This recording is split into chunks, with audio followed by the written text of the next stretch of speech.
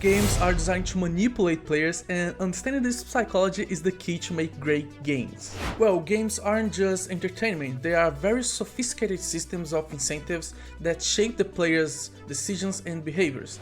So, first of all, games are systems of incentives. Every game, every single game. And things that are not systems of incentives are not games. So, for instance, it's very common to misunderstand toys as games. So toys are anything that you interact with that is fun.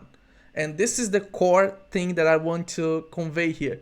Games are not necessarily fun. They can be engaging, but not necessarily fun, because if we think about it, for instance, Jesse Shell from the book The Art of Game Design, defining games as problem-solving activity that can be approached with a playful attitude.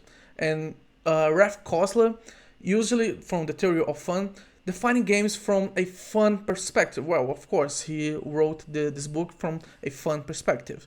But I want to come out with the approach here. I want to propose that games are not necessarily fun. So, for instance, when you are playing chess, it might not be fun. And this won't make chess less of a game than if you played with a playful attitude, just like Jesse Shell says. So for instance, if you approach a puzzle with a playful attitude, will a puzzle like a jigsaw puzzle become a game? Not necessarily. But you can use jigsaw puzzles and puzzles in general in games, as long as there is a goal. This is the core definition between a toy and a game. A game has a goal, and we create incentives so players can achieve this goal. But a toy is just something that you can play with, that is fun to play with, that's fun to interact with, but not necessarily has a goal within itself.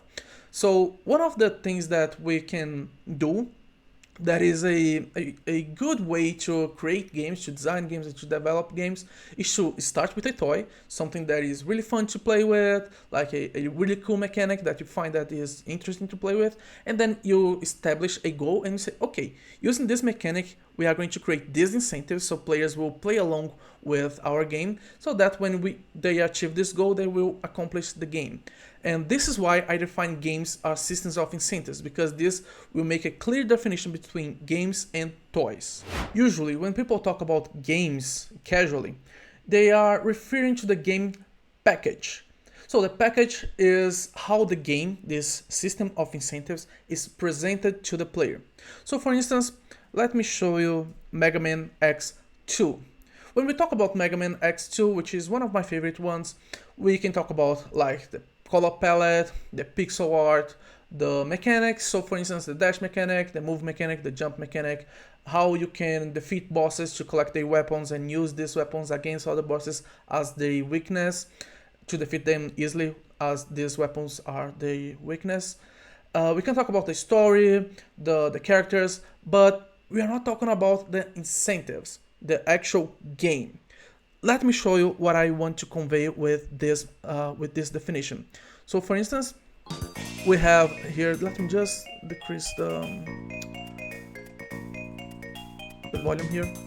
So for instance, we have X here, we have the X Buster.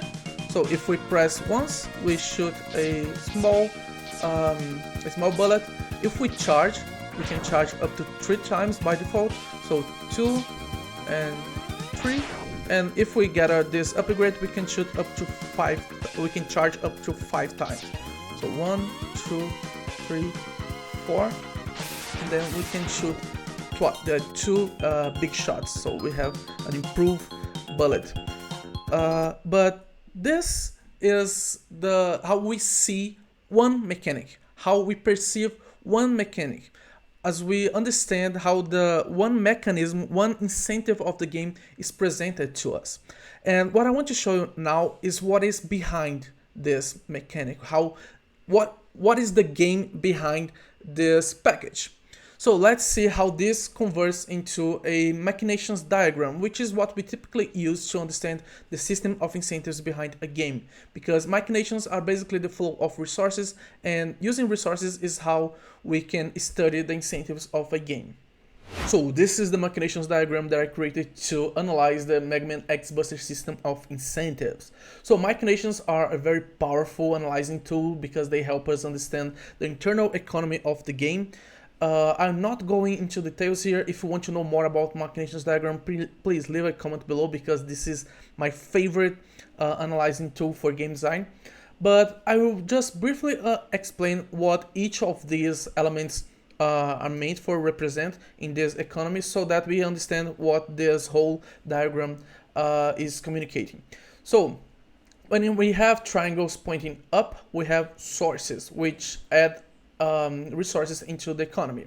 When we have those circles, we have pools which basically just store these resources. And when we have these triangles pointing down, we have drains, which are basically an element that will take out, that will remove resources from this economy. When we have those double shaped here with one small one and one big one, this means that this is an interactive element. When we have those asterisks, this is an automatically triggered element. So for instance, these sources will trigger automatically based on this condition right here. So if this pool has more than one resource stored. This true here, this pool here is basically just a while loop. So when we press the button here, it adds up one resource to this, and if this is greater than 0, it will trigger these sources here that will start to create the time held and the damage resources. And when we press the release button, so when we release the shooting button, it will trigger this drain here that will take all the resources held here by this pool, the time held resource, and will take out of this system, and will also take out the is pressing condition here. So it will drain the resource here, making this condition be false and triggering off these drains. So let's see this in action. I will play one step. I will press the press shooting here. The press this simulates like the player pressing the shoot button. So I'll press. I'll move to the next step. It will add one resource into this pressing condition here, which is, as I said, is just a while loop. And now you can see that these diagrams, these elements are toggled on. So on the next step, they will start to produce time held and damage based on if the player is still pressing the shoot button. So this is what happened. We have the time held, we have damage. I will play the diagram naturally, so one step automatically, and you can see that time held increases, damage increases, but damage has a limit because remember, on the X-Buster can charge up to 3 charges. I can increase this to 5 charges to simulate the upgrade. So now it will increase up to 5 times, no matter how much the player is holding the shoot button. But when I release the button, all the damage will be released and all the time held will also be released. And this here will simulate the next time that you just press and release the button once, which is this small bullet. Understanding this system of incentives, we can see that the package, so this futuristic settings where we have robots shooting plasma guns, and where we have like sound effects, visual effects, we have the mechanic of pressing and releasing the button. This all is meant to communicate to the player this very system of incentives right here, where the longer that you press the shooting button, the greater will be your damage up to a limit, right? But understanding that will help us understand that we can create new packages for this mechanic, which is already a new package of another mechanic. So there were already some games, I don't remember the name of the game, I'll put a reference here, probably a B-roll with the game, that already had this mechanic of charging up bullets. So you can press a button and charge up your next shot, and you release it and it will deal a bigger damage. So Keiji Inafune took this mechanism, took these incentives and put into Mega Man. Remember, it was not designed from the scratch like this. It was an improvement based on the the first 3 iterations of the game, where Keiji realized that the game needed something more appealing so that players will be more engaged into the game. And understanding that can help us come out with new packages for this same mechanism. So for instance, we can think about medieval games where you have like a medieval theme with fantasy and stuff like this, and you can charge up your next fireball, for instance.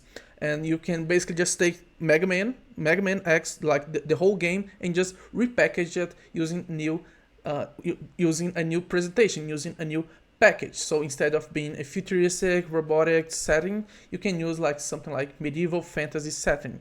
And this is how you can understand, analyze really successful games and repackage them into something that you see that can be more appealing to a niche or the audience that you are working with.